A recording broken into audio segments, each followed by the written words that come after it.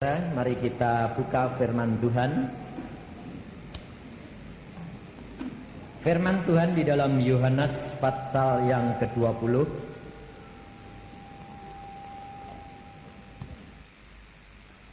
Yohanes pasal 20. Mulai ayat yang ke-19.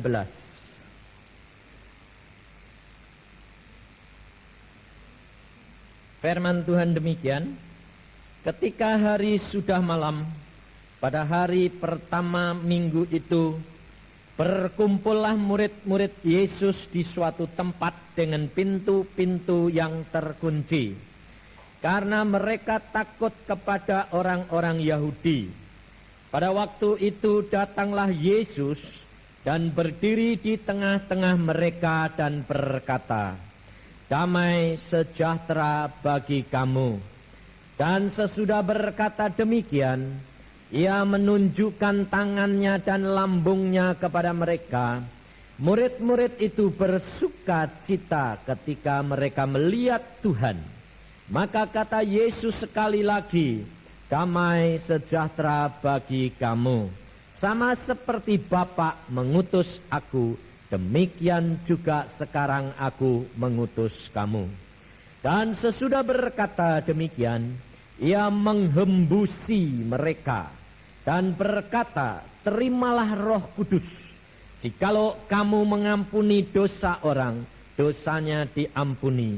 Dan jikalau kamu menyatakan dosa orang, tetap ada, dosanya tetap ada." Terus sampai ke ayat ke-24.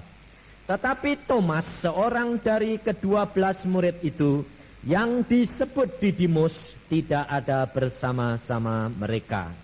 Ketika Yesus datang ke situ, maka kata murid-murid yang lain itu kepadanya, "Kami telah melihat Tuhan." Tetapi Thomas berkata kepada mereka, "Sebelum aku melihat bekas paku pada tangannya, dan sebelum aku mencucukkan jariku ke dalam bekas paku itu, dan mencucukkan tanganku dalam lambungnya, sekali-kali aku tidak akan percaya."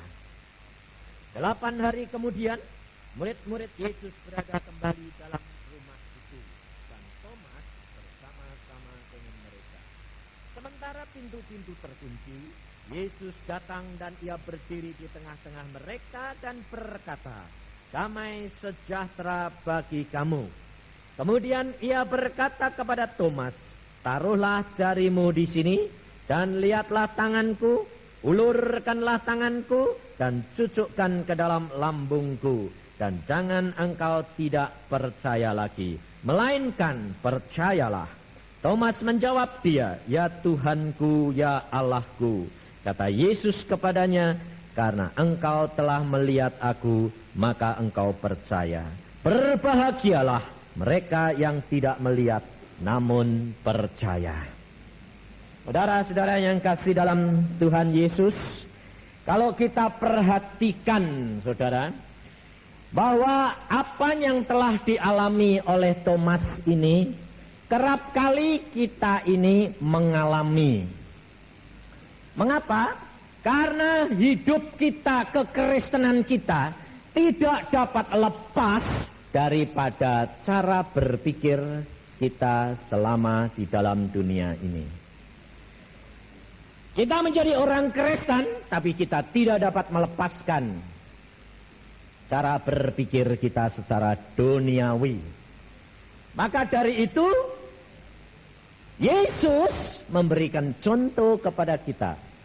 Mengapa Tuhan Yesus pada waktu dia bangkit dari antara orang mati, tidak langsung dia naik ke surga?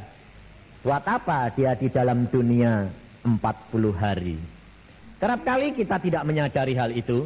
Padahal saudara coba perhatikan, orang Tionghoa itu kalau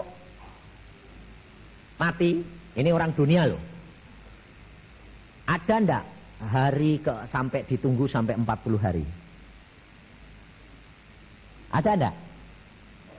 Kebiasaan itu. Ada ya Om ya?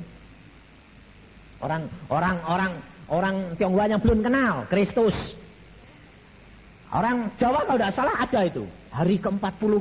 Kenapa? Loh, saudara, aneh enggak? Mereka itu tidak ngerti, padahal belum tahu Alkitab. Tapi Yesus pada waktu dia bangkit dari antara orang mati, mengapa dia di dunia ini 40 hari? Pada waktu hari ke-40, dia naik ke surga. Hidup kekristenan kita ini, saudara, adalah hidup yang paling bahagia. Agama-agama yang lain sebetulnya mereka itu seperti di dalam Taurat. Mereka harus mengenal kebenaran. Apa yang kita alami ini mereka harusnya mengenal. Kasihan sekali mereka karena sama dengan keadaan bangsa Israel sampai sekarang. Bangsa Israel banyak yang belum dan tidak percaya akan Yesus. Mereka hanya berpegang pada Taurat karena mereka masih mengharapkan kebenaran itu Yesus Kristus Mesias. Karena mereka berpikir dengan pikiran dan menelaah firman Tuhan Alkitab itu dengan kebenarannya sendiri. Dengan akalnya sendiri. Dengan caranya sendiri. Sehingga mereka tidak mendapatkan pimpinan daripada Roh Kudus. Sehingga tidak dapat disingkan selubung-selubung yang menutupi kepikiran mereka. Maka dari itu, coba kita perhatikan. Di dalam kebaktian ini yang pertama.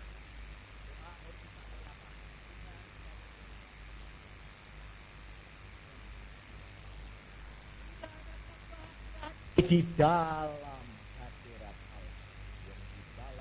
bawah dan kuasa. Banyak orang Kristen datang kepada saya berkata begini, Pak Om, kalau sudah habis kebaktian rasanya ayam, apa itu beban-beban kok lepas ya. Nanti kalau sudah di rumah. Wah. Kalau engkau tahu firman Tuhan dan engkau mau belajar dengan Tuhan, kalau engkau mau lepas daripada selubung itu, tidak hidup di dalam daging, tetapi hidup di dalam roh. Maka dari itu kepenuhan Roh Kudus penting. Karunia bahasa lidah itu perlu. Tetapi saudara jangan ikut-ikutan.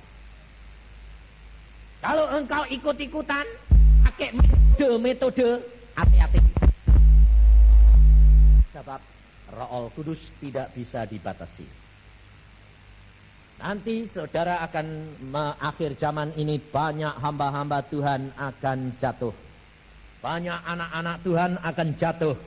Karena pengajaran-pengajaran yang simpang siur. Kalau engkau tidak punya pengalaman pribadi dengan Tuhan, kau juga akan terombang-ambing. Maka dari itu saudara, kita harus punya pengalaman pribadi dengan Yesus. Kekristenan ini adalah pengalaman pribadi dengan Yesus. Coba kita perhatikan kalau tiga petunjuk ini. Coba tanya Om Isa. Dia dapat nyingkat petunjuk ini berapa tahun? Selama dia ikut Yesus, ini disingkatkan. Betul tak Om? Saudara tahu. Tapi saudara paling-paling cuma gini. Yuk kita baca. Kenapa? Karena orang tua ini tahu kalau daging ini tuh apa? Bandel. Degil. Tahu degil toh? Itu loh orang yang tidak tahu mandi setahun. Mandian, kalau tidak mandi setahun terus mandi masuk kamar mandi pakai rinso pun tidak hilang tidak dagingnya.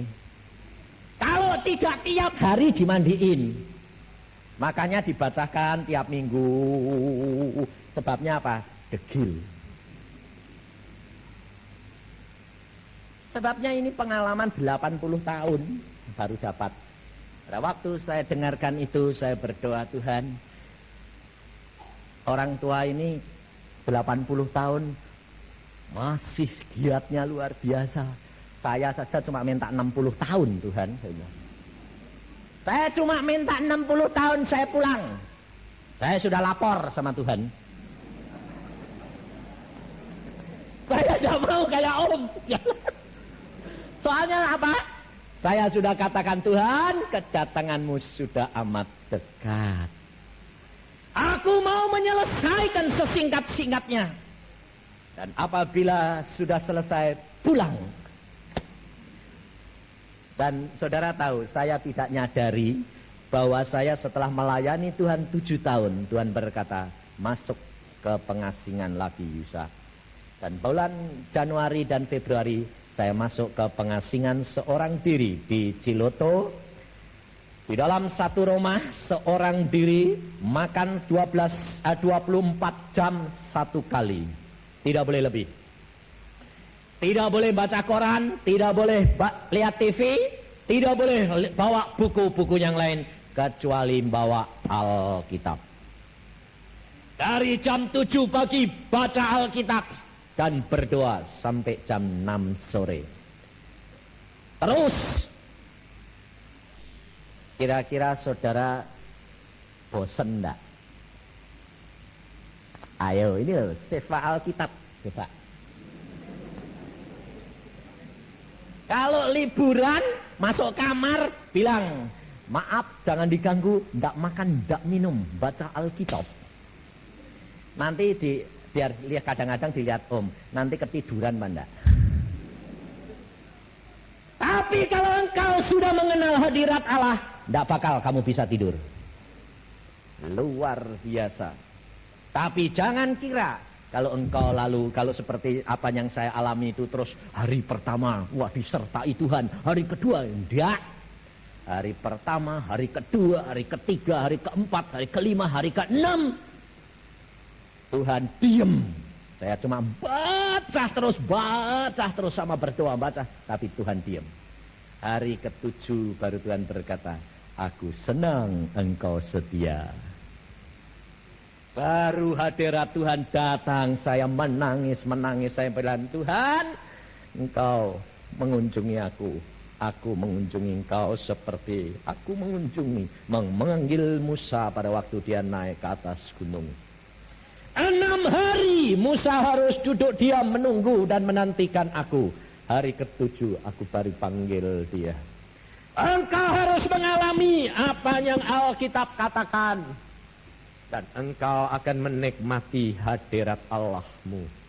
Saudara tahu? Ikut Yesus luar biasa. Dan hari demi hari bersama dengan dia. Tidak sia-sia. Tetapi kita harus berani membayar harganya. Dan kita harus mengalami secara pribadi. Kita perhatikan kenapa Tuhan Yesus 40 hari dia tidak kembali ke surga cepat-cepat. Tetapi dia masih tinggal di dalam dunia ini. Yesus mau menyatakan kepadamu dan kepadaku. Sebab firman Tuhan berkata, sama seperti Bapa mengutus aku, demikian juga sekarang aku mengutus kamu. Apa yang Yesus alami, harusnya saudara dan saya dapat alami. Karena ini firman daripada Tuhan. Dan Yesus sudah memberikan wewenang. Tanda-tanda ini mengikuti orang percaya. Kau akan menginjak ular. Kau akan berdoa untuk orang sakit dan mereka sembuh. Engkau akan minum racun, tidak akan mati. Padahal saudara belum ngalami minum racun ya. Belum. Kira-kira mau ngalami enggak? Jangan Pak Yusa, racun. Kalau Allah menghendaki kamu alami, tidak mati, jangan khawatir, sip. Sebab Allah kita itu adalah Allah yang luar biasa. Jangan takut kalau Allah tidak boleh, tidak bisa. Nah, seorang hamba Tuhan menginjil ke daerah pedalaman, lalu ditantang oleh seorang dukun. Dukun itu berkata begini, kalau kamu hamba Tuhan, minum ini. Padahal itu racun, kalau diminum langsung mati. Waktu dia dipegang, hamba Tuhan ini takut. Tuhan, ini racun.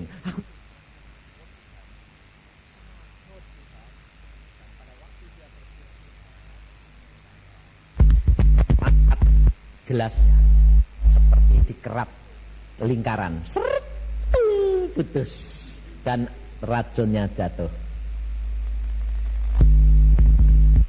Maaf, ambil lagi.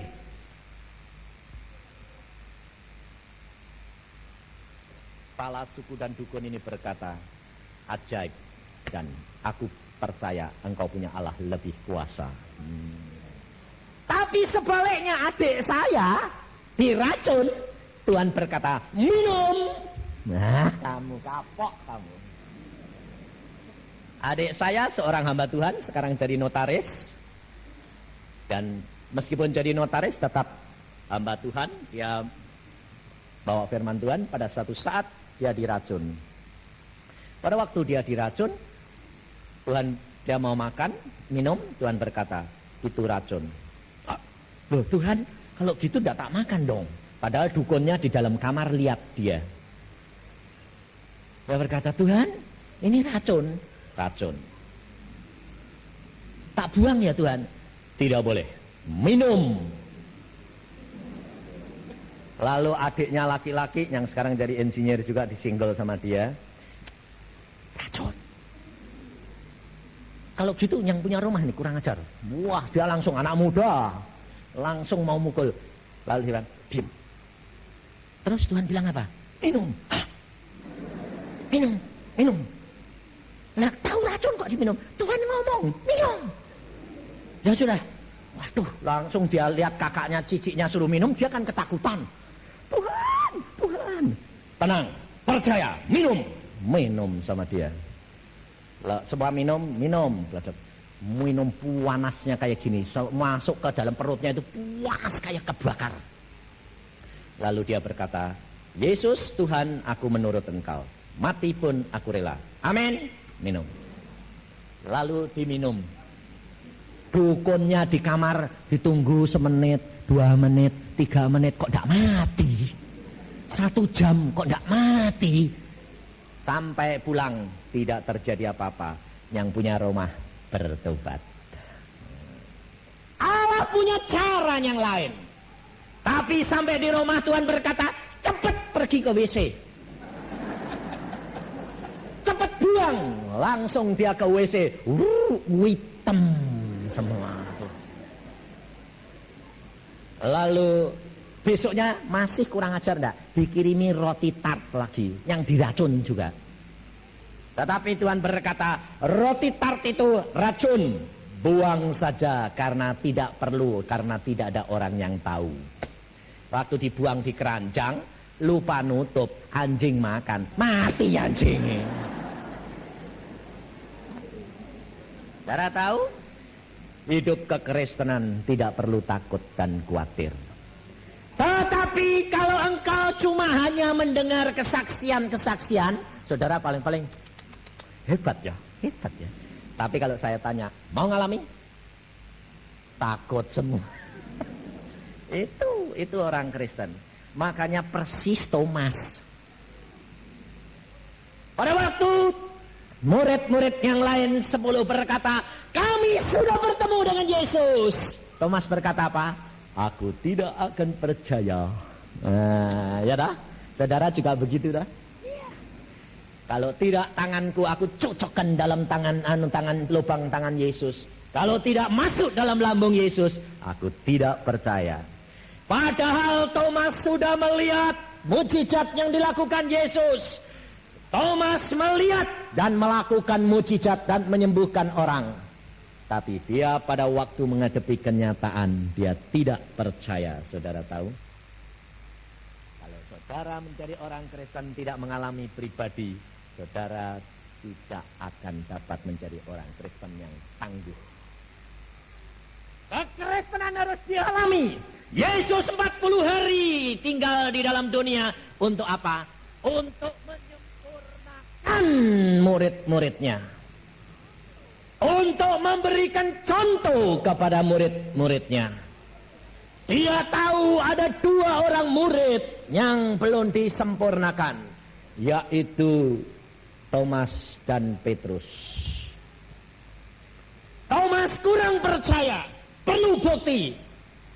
Yesus rendah hati, dia mau menunggu untuk membuktikan bahwa dia benar-benar hidup. Petrus menyangkal dia perlu dibereskan.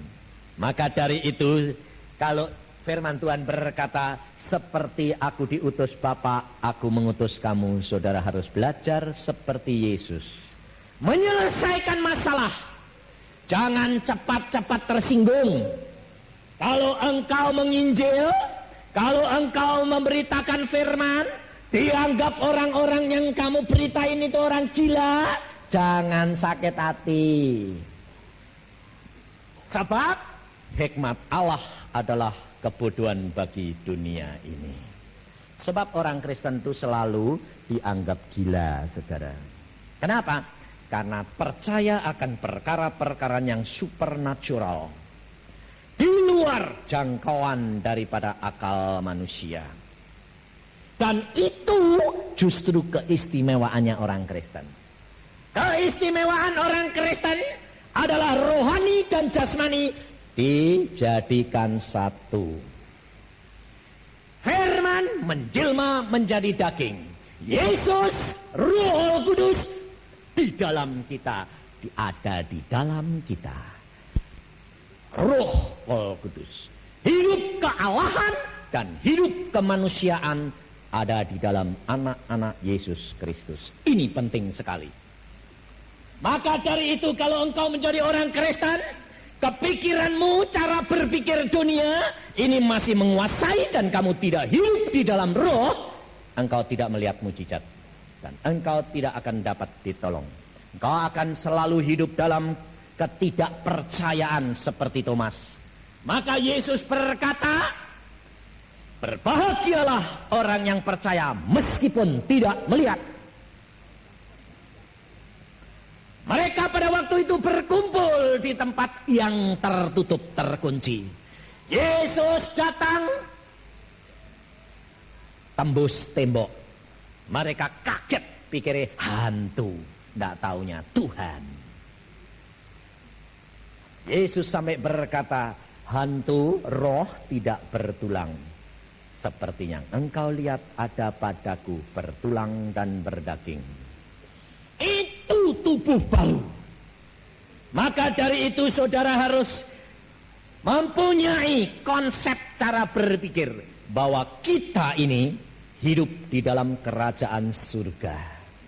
Berarti hidup di dalam naungan Allah, roh dan jasmani. Meskipun jasmani, tapi kita di dalam naungan roh, sehingga apapun kita sanggup lakukan karena Yesus di dalam kita.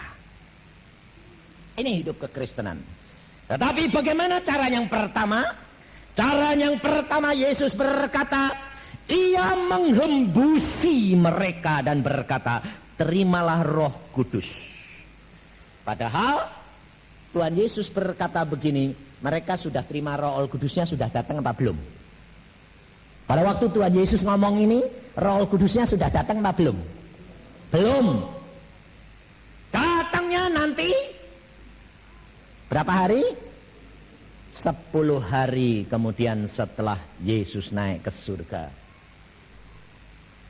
Tetapi mengapa Tuhan mengatakan terimalah Roh Kudus? Nah, ini loh saudara. Lalu baru kejadiannya nanti, pelaksanaannya nanti. Ini hidup orang Kristen. Iman adalah percayakan sesuatu yang tidak kelihatan. Tapi firman Tuhan sudah berkata, mesti jadi. Jadi.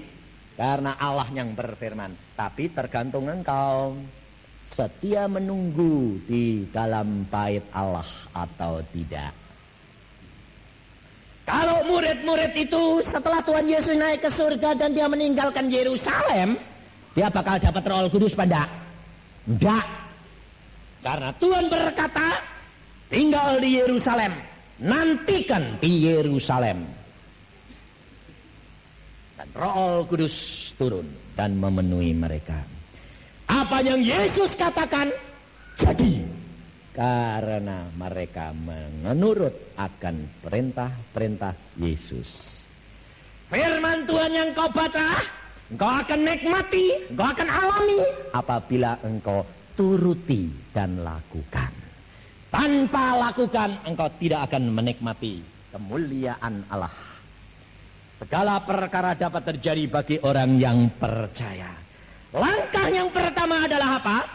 Percaya akan firman. Lalu yang kedua, nantikan. Pasti hal itu terjadi. Dan engkau punya motivasi hati yang tulus. Maka dikatakan di dalam petunjuk tadi, jujur, tulus. Tapi jadi orang Kristen banyak yang tidak jujur. Padahal sudah diajarin. Saya ini terus terang jarang pakai pakaian putih-putih. Pada waktu saya mau berangkat ke sini, Tuhan ingatkan, kamu tidak pakai pakaian putih. Saya itu tidak punya pakaian putih, Tuhan. Kamu punya. Lo celanaku itu zaman mamaku meninggal 5 tahun yang lalu. Apa enggak sesek? Tuhan bilang masih cukup. Saya ambil, saya pas, ya cukup. Kenapa? Kan kamu nanti bakal melayani. Padahal saya tidak punya pikiran itu. Lalu saya dulu melayani pakai biru-biru ya boleh kok, saya bilang. Lalu Tuhan berkata gini, kalau dulu kamu melayani boleh, orang tua ini kepengennya putih-putih. Mengapa kamu tidak mau menyenangkan dia? Oh ya, saya bawa, ini hem putih satu-satunya, tahu nggak? Ini celana putih satu-satunya. Tapi apa terjadi? Lalu Tuhan mengatakan, hidup orang Kristen itu lihat. Waktu saya ngaca, wah pakai celana putih, kok nyerawang semua sih Tuhan? Ya toh? Betul enggak? Pakaian putih ini kan tembus semua toh. Makanya orang perempuan-perempuan sampai rangkap. Sebabnya jangan tembus. Tapi kalau orang laki suruh rangkap, bagaimana ini? Enggak bisa. Wah lah kok ngeplek semua, saya bilang. Lalu Tuhan berkata apa? Ini barusan tadi saya ngaca, waduh tembus semua Tuhan. Kelihatan kantong-kantongnya. Lalu Tuhan berkata, itu harusnya hidup orang Kristen itu begitu. Hidup di dalam rumah kaca. Luar dan dalamnya kelihatan dan tidak takut untuk dibuktikan. Ini kekristenan, saudara. Maka saudara harus tahu dan jangan sekali-kali punya motivasi bohong. Yesus sudah berkata, apa yang kamu bisikkan akan diteriakan di atas sotoh rumah. Kapok kamu kalau bohong. Maka dari itu jangan sekali-kali, harus terbuka. Apa saja katakan, tidak usah kita takut. Karena kita memang apa adanya. Saudara jangan kira kalau saya hidup dengan Tuhan begini lalu istri saya itu juga bisa. Waduh, tadi malam jam 11 saya dapat telepon dari istri saya. Istri saya berkata gini, kamu enggak apa-apa? Loh, lah yang nerima aku ya enggak apa-apa gini kok. Loh, aku tuh ngimpi kok. Ngimpi apa? Kamu tuh mati. Lah mati ya enggak apa-apa. Oh mati tinggal pindah. Enggak gitu soalnya. Kenapa? Aku jadi ini pembuluh darahku pada pecah, aku pikiran kamu. Lah saya bilang, itu ditipu setan kamu, saya bilang. Sebab setan tahu kamu tuh takut kalau tak tinggal mati. Lalu supaya kamu ketakutan. Karena kamu mencintai suamimu lebih daripada mencintai Yesus. Tidak boleh, saya bilang. Mati untung, hidup untuk Yesus. Benar, kamu enggak apa-apa. Enggak apa-apa gini kok. Takut. Kalau sudah pulang, waktunya pulang. Lalu dia bilang, iya kok ribut. Aku bilang, bakal ketemu di surga kok pusing. Aku bilang. Lalu dia ketawa di telepon, iya, tak usah pusing. Aku bilang, saudara tahu? Kadang-kadang istri saya itu khawatir. Karena apa? Saking cintanya sama saya.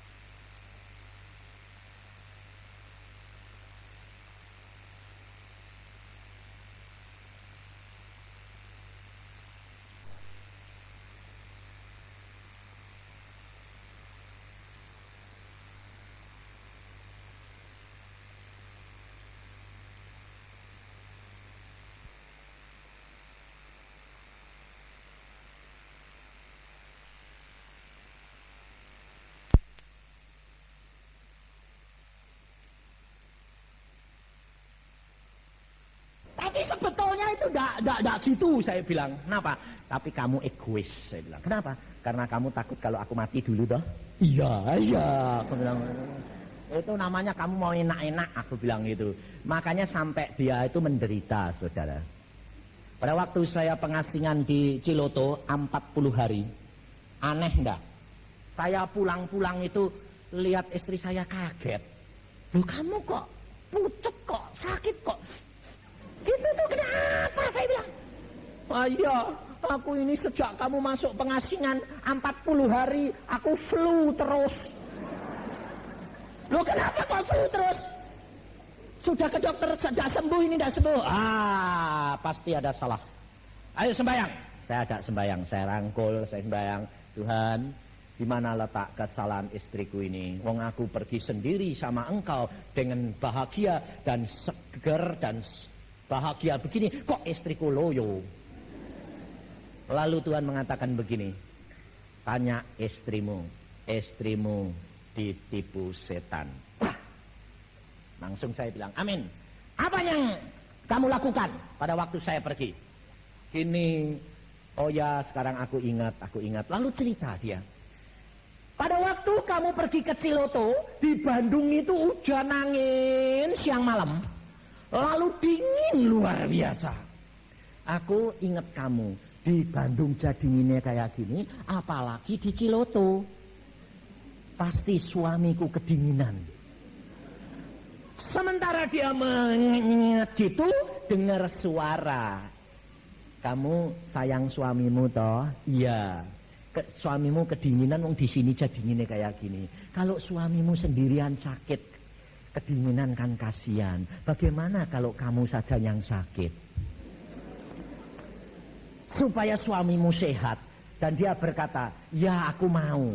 Sejak itu kena flu terus sampai 40 hari.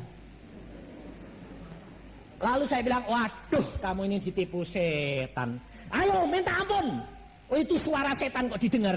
Loh kok kelihatannya kok baik. Karena kamu mencintai suamimu lebih daripada Yesus. Aku bersama Yesus. Aku disuruh Yesus Tuhan.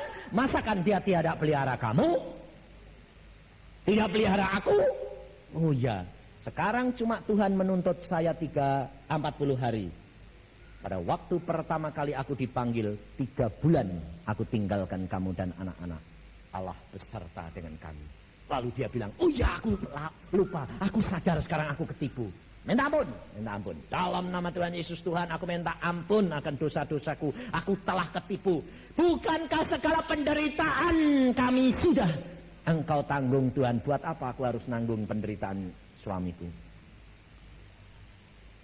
Langsung pada saat itu saya katakan, dalam nama Tuhan Yesus sudah cukup, iblis pergi, tinggalkan tubuh istriku. Dalam waktu 3 hari sembuh total. Sampai dia bilang, ya kok sembuh kok gampang? Lah iya, saya bilang. Lawang salahnya belum diangkat, dia tidak mau pergi, saya bilang. Ini loh saudara, ada waktu yang engkau harus bayar kalau engkau berbuat dosa. Kalau engkau telah ketipu kuasa gelap, engkau harus bayar harganya. Waktu itu harus dilalui pada waktunya. Sampai engkau sadar, maka dari itu banyak duduk diam di bawah kaki Tuhan dan minta Roh Al Kudus untuk menginsiapkan kamu tentang hal dosa.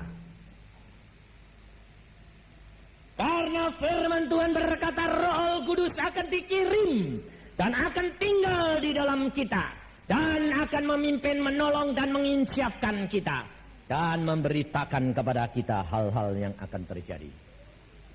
Kita punya Allah adalah Allah yang luar biasa. Tetapi firman Tuhan berkata engkau harus punya pengalaman pribadi seperti yang dialami oleh murid-murid Tuhan. Tetapi setiap firman yang kamu baca, ini adalah logos. Dan engkau harus baca terus, sampai kalau kamu mengalami sesuatu, logos ini menjadi rema buat engkau, baru engkau imani, semuanya mesti terjadi. Banyak orang yang mengimani logos, akhirnya kecewa. Tapi saya ajarkan. Kenapa? Karena ini dasar pengalaman saya. Saya banyak kecewa. Ngimani firman, tapi firmannya itu logos. Tuhan berkata, siapa salah? Firmanku belum menjadi rema buat kamu. Berarti masih umum. Dan kamu belum mendapatkan kepastian daripadaku. Maka dari itu saudara, pada waktu saya dapat penglihatan dari Tuhan, diajak ke Firdaus, dilihatkan doa-doa orang Kristen, ada 3 bagian. Di meja Tuhan, mejanya marmer luar biasa, ini kalah marmer ini. Sebab marmernya di sana itu tebalnya segini loh, dan kayak berlian. Sampai saya lihat-lihat, kenapa? Kakinya tidak ada. Ini gantung di mana? Saya bilang, tak tekan kok ya enggak goyang, tapi kok enggak ada kok kakinya. Dan kertas perkamen itu masuk, ting teng teng teng. Saya bilang, ini kertas dari mana sih? Enggak ada. Lihat-lihat, aneh, ini kok masuk semua. Lalu Tuhan berkata, itu doa orang anak-anakku di dunia. Oh, doa ini masuk semua Tuhan? Iya.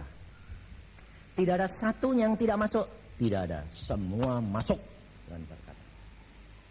Tapi jawaban saya tidak sama. Loh, kok bisa begitu?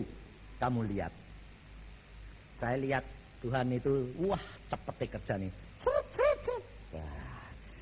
Doa yang ditangguhkan, doa yang di tengah-tengah ini dijawab segera.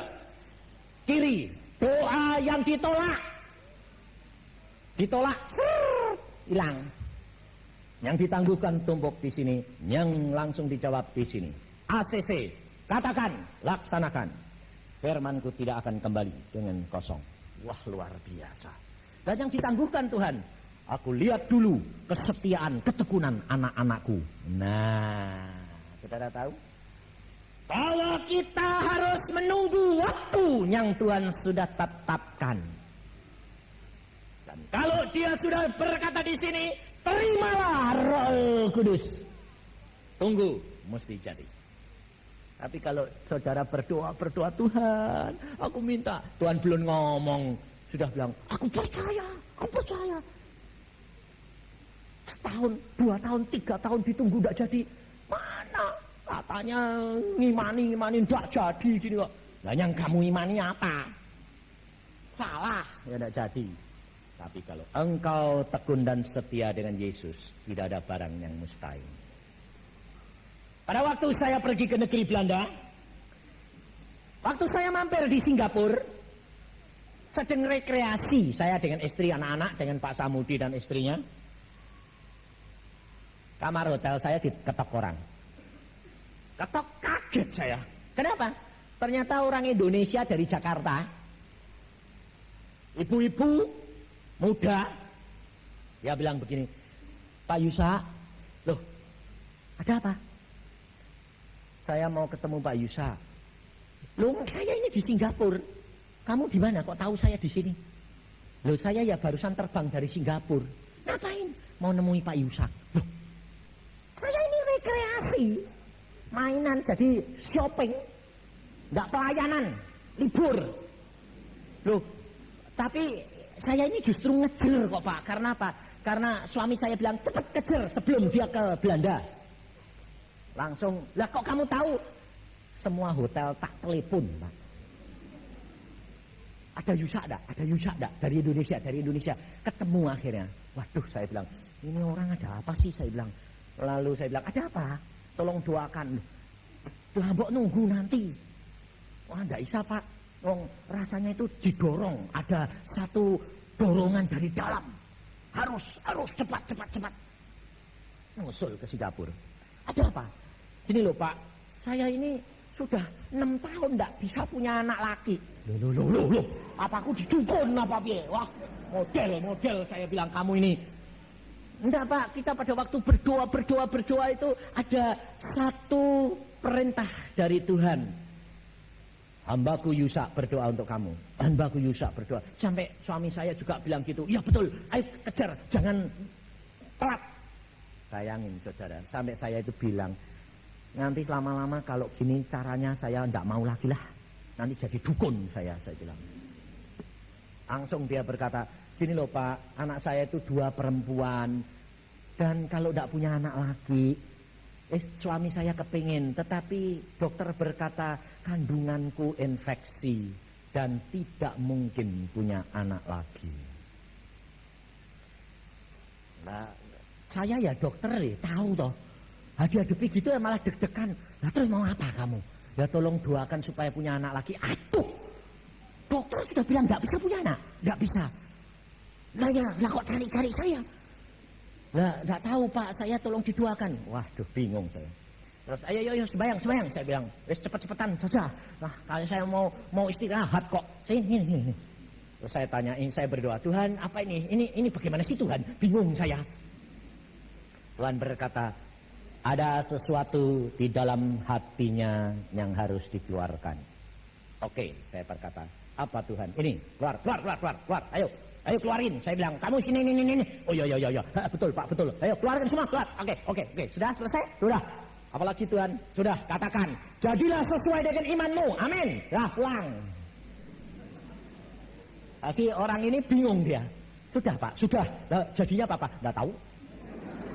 Lah ya nggak tahu, bukan saya yang lakukan, betul enggak? Roh Kudusnya apa yang kalau itu dari Tuhan, dalam nama Tuhan jadilah sesuai dengan imanmu. Pulang. Apa terjadi saudara? Saya barusan 2 bulan yang lalu dari Jakarta. Dia bilang, Pak, terima kasih ya Pak. Terima kasih apa? Itu loh Pak, saya yang dulu didoakan sama Bapak di Singapura. Oh kamu toh, aku sudah lupa itu. Model, oh kenapa? Lo kenapa? Oh anakku sudah lahir Pak. Siapa? Laki. Namanya Yusa. Oh yang ajar.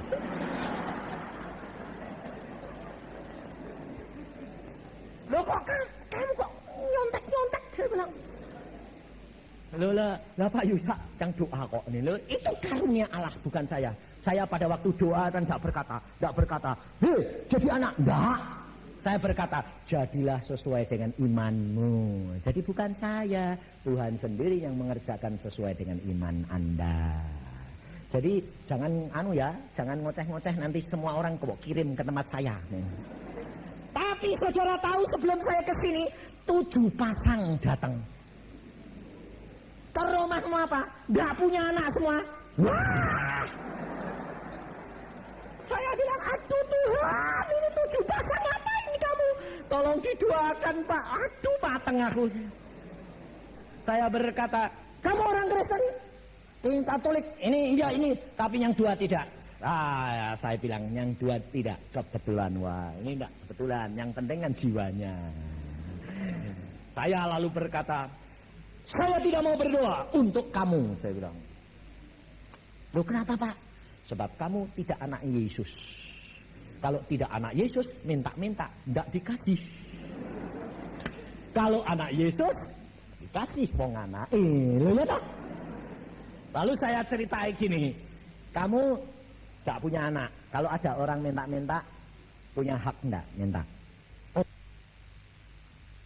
Anakmu yang minta, dia punya hak enggak untuk dapat dari kamu? Wah ya terang Pak, wong anak saya lah. Kamu mau minta sama Yesus, belum tentu diberi karena kamu bukan anaknya. Tapi kalau kamu mau jadi anak Yesus, punya hak, betul tak? Mau jadi anak Yesus? Mau. Nah, 2 pasang 4 jiwa, surga bersorak, lumayan.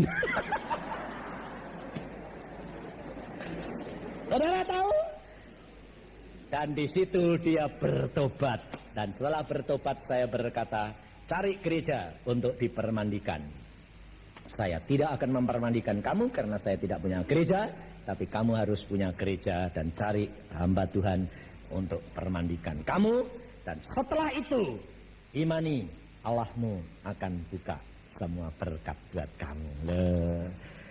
Sebetulnya penginjilan itu gampang saudara. Yang penting adalah apa? Hati nurani kita tulus dan motivasinya harus bersih dan jujur. Kerja untuk kemuliaan Yesus, bukan cari nama sendiri. maka Roh Kudus yang akan mengirim orang-orang untuk datang, dan dia akan bertobat, dan malaikat-malaikat di surga bersorak-sorai.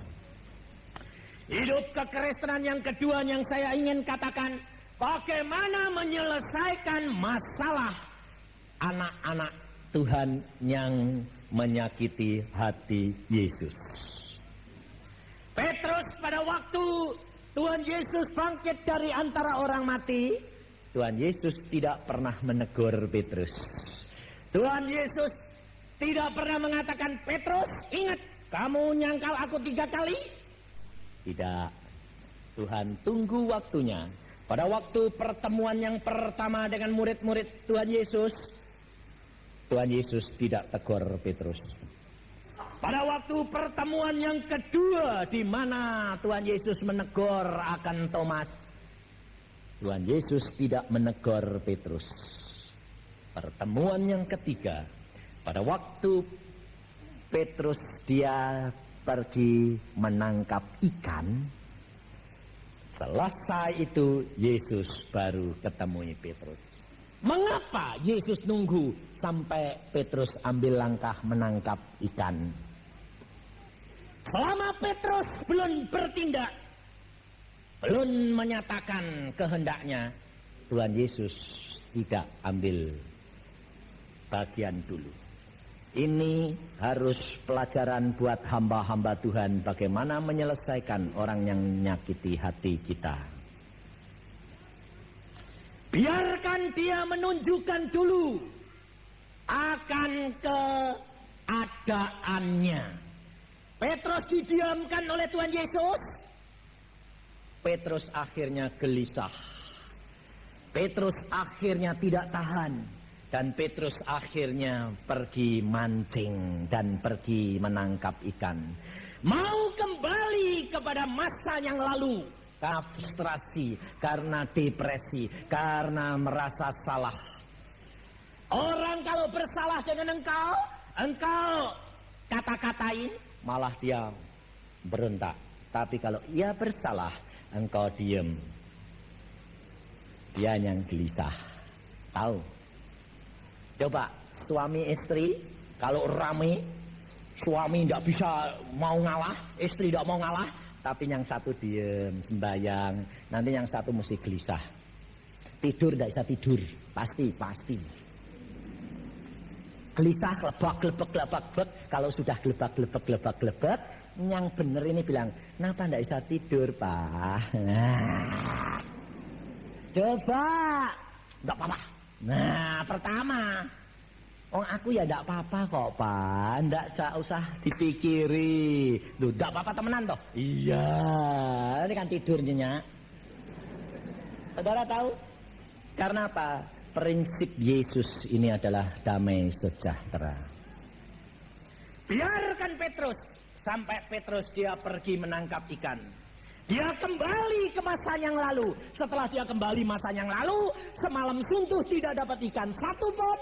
Yesus datang dan berkata, adakah lauk pauk anak? Oh tidak ada. Buangkan jalamu di samping perahu ini. Dapat. Petrus merasa Yesus tetap sama. Karena pada waktu Petrus pertama kali dipanggil Tuhan, juga mengenai ikan. Petrus bertobat juga kembali didatangi Yesus perkara menangkap ikan. Saudara tahu. Lalu setelah Petrus mendatangi Yesus, Yesus bertanya, adakah engkau mengasihi aku, Petrus? Petrus berkata, benar Tuhan, engkau tahu bahwa aku mengasihi engkau. Mengapa? Yesus bertanya gitu di depan murid-muridnya. Yesus mau mengangkat Petrus kembali sebagai seorang pemimpin. Karena murid-murid Tuhan Yesus sudah tahu bahwa Petrus itu menyangkal Yesus. Dan Petrus reputasinya jatuh. Tapi Yesus mau mengangkat Petrus kembali di tengah-tengah murid-murid yang lain. Biarpun dia menyangkal aku, tetapi tetap Petrus adalah seorang pemimpin. Di atas batu karang ini aku akan mendirikan sidangku. Saudara, Yesus kalau sudah memilih, tidak akan Yesus tinggalkan. Jangan engkau takut, jangan engkau khawatir. Yesus tidak pernah tinggalkan kita. Sekali Dia sudah milih, Dia akan pertahankan apabila engkau tetap setia. Jangan ragu-ragu, jangan takut. Yang penting motivasimu harus benar-benar setia kepada Dia. Cara menyelesaikan Yesus amat bijaksana. Dan pada waktu Petrus melihat Yohanes, Tuhan, dia berkata, bagaimana dengan dia? Yesus berkata, itu bukan urusanmu, engkau ikut aku. Satu perkara yang Tuhan kehendaki, kekristenan adalah pribadi demi pribadi, tidak lihat orang lain. Orang lain tanggung jawab dengan Tuhan pribadi, engkau sendiri pribadi. Yang penting mendapatkan jaminan daripada Yesus. Karena kalau engkau tidak dapat jaminan, berbahaya. Bagaimana dapatnya jaminan? Rema yang daripada Dia untuk kita pribadi. Maka dari itu saudara, kalau engkau melakukan seperti yang saya lakukan, setiap perintah Tuhan saya lakukan. Pada waktu Tuhan mengatakan mengasingkan diri 40 hari, saya pergi, saya berkata, oke Tuhan, di mana? Aku nanti tetapkan tempatnya. Dan saudara tahu, luar biasa Allahku. Tempat itu saya dipilihkan yang bagus. Ada seorang dokter punya rumah villa di Ciloto, baru selesai 3 minggu selesai. Dibangun selesai. Semuanya indah. Dan saya sendiri baru kenal sama dia. Pada waktu itu Tuhan berkata, tempatnya aku sudah tetapkan. Justru yang punya orang Jakarta, saya perginya ke Semarang. Di Semarang ketemu seorang anak Tuhan. Katanya kamu mau mengasingkan diri. Iya. Di mana? Tidak tahu, Tuhan sudah tetapkan. Aku punya teman di Jakarta. Mau enggak di Jakarta? Mana saja yang Tuhan kehendaki. Di Bandungan, Jawa Tengah. Di Surabaya, di sini, di Tretes. Di Jakarta, di Megamendung. Di Ciloto juga. Lalu ini di Lembah Hijau. Dan Tuhan berkata, aku yang menetapkan. Oke. Waktu ditelepon ke sana, yang punya bilang, aduh rumahku Jakarta sudah dikontrak orang Inggris. Oh ya sudah ada jadi. Dia tidak tahu kalau punya villa di Ciloto baru jadi. Dan si suami yang ditelepon ini juga lupa kalau punya villa baru jadi. Lalu telepon diletakkan, lalu kami naik mobil mau pergi. Telepon berdering dari Jakarta. Lalu kita turun lagi, tanyain istrinya yang ganti telepon. Karena siapa yang mau mengasingkan diri? Pak Yusa. Oh ya, di tempat saya. Di mana? Di Ciloto. Aku punya villa baru jadi 3 minggu. Tingkat 2. Di sana sepi. Kalau mau sendiri tidak ada yang mengganggu. Oh, ini mentanya tidak boleh ada pembantu, tidak boleh ada orang. Oh ya benar. Awang barusan 3 minggu selesai kok, belum punya apa-apa. Wah itu cocok. Bagaimana? Tuhan berkata kepada saya, itu tempatmu. Saudara tahu, tempat itu kalau disewakan 1 malam 150.000. Saya boleh menempati 40 hari, boleh 3 bulan juga boleh, tidak apa-apa Pak Yusa. 40 hari kali 150 berapa? 6 juta. Tidak bayar, tidak usah bayar Pak Yusa. Makan kami siapkan. Spray anduk tiap hari diganti. Minumnya tidak boleh air biasa. Kenapa? Tidak, kita sudah siapkan aqua panas dingin. Wah.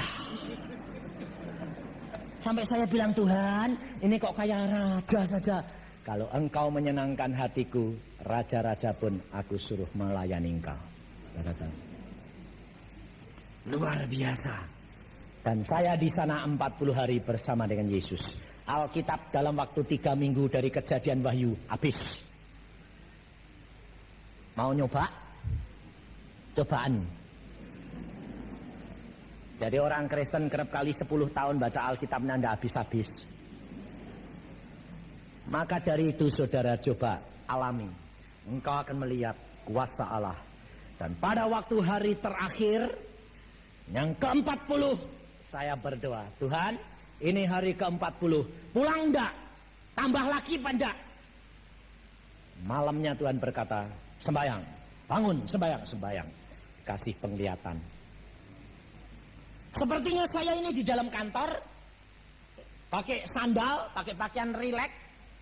Terus ada seorang gadis keluar dari kantor itu berkata begini, Pak Yusa diperintah Tuhan untuk menghadiri pertemuan yang dihadiri Tuhan Yesus pribadi. Kaget saya. Saya pakai sandal. Saya pakai pakaian sederhana. Boleh enggak? Gadis itu berkata, Tuhan berkata, berangkat saja. Oh ya, oke. Saya itu kalau Tuhan bilang oke, ya oke. Sandalan enggak peduli saya. Nah ya, saya bilang, pokoknya Tuhan suruh jalan. Saya jalan. Saya di dalam penglihatan itu saya jalan 10 langkah pakai sandal, ganti sepatu. Sampai saya berhenti. Loh, ini sepatu nih siapa? Kok pakai sepatu sekarang? Sampai saya angkat kaki saya lihat, waduh sepatu baru. Lalu ada suara Yesus berkata, Aku yang melengkapi engkau. Kalau engkau menurut perintahku, aku yang melakukan segala-galanya di dalam kamu. Waduh, terima kasih Tuhan. Sudah pakai sepatu. Sekarang kalau gitu pakaiannya ganti. Saya balik ngambil koper saya. Koper saya hilang. Tetapi tempat di mana koper saya berada, ada koper 2 kali lebih gede, lebih putih, bagus, luar biasa. Lalu gadis ini keluar lagi. Pak Yusa cari apa? Cari koperku. Lah itu koper siapa? Bukan koperku. Aku tidak mau ambil karena itu bukan koperku. Memang tempatnya adalah tempat koperku, tetapi itu bukan koperku. Dia berkata apa? Kopermu sudah tidak cocok lagi. Tuhan ganti 2 kali lipat lebih besar, lebih putih, lebih bagus. Punyaku? Iya. Ambil saja, berangkat. Pada waktu saya dekat, saya buka dalamnya semua perlengkapan saya. Saya bawa, saya berangkat. Lalu Tuhan berkata, pergi, pulang, berangkat. Dan lakukan pekerjaanku. Saudara tahu? Segala perkara kalau engkau nurut Tuhan, pada waktunya engkau mesti dijawab. Dan Allah yang menetapkan. Pulang, tidak, tambah, tetap. Tuhan yang menetapkan langkah-langkahmu. Tidak perlu takut dan khawatir. Allah yang jamin kita. Amin. Mari kita berdoa.